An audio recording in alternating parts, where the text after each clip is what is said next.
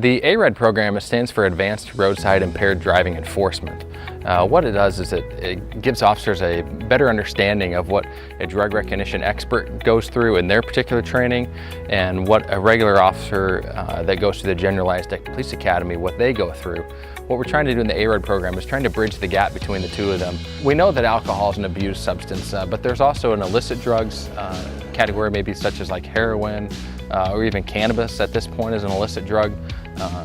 And then we also have the controlled substances, the prescription pills that people are taking. Those things, when they get taken into the body and they get taken over what they should be, certainly do impair somebody to operate a motor vehicle safely.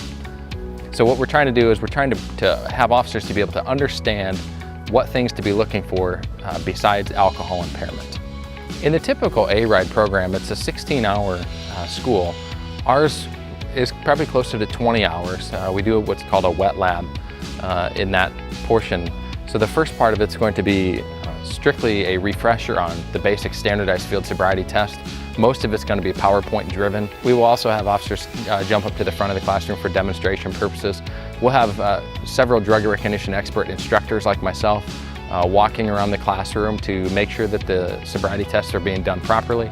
And if things need to be tweaked here and there, that's where the instructors will come in and take care of that. From that point, we will do the wet lab where we have it's a controlled environment. We'll have one of the drug recognition expert instructors from the state, and he will come in and dictate how much alcohol this particular person needs to get to a certain level.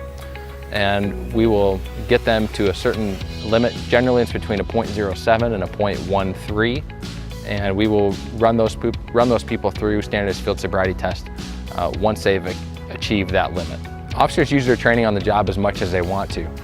Standardized field sobriety test it's a skill that if you don't practice it regularly, it's going to fade away, and you're going to start to lose some of the ability to know exactly what you're looking at. You might start misplacing a little bit of your timing, your distances. So it's a skill that we need to focus on. There are people that are abusing their prescription drugs, that are abusing other types of drugs that are out during the daytime. There's been plenty of studies that have shown that there's more impaired drivers during the daytime than there are during the nighttime. So we're trying to get everybody up to speed to learn and to utilize the standardized field sobriety test whenever duty calls.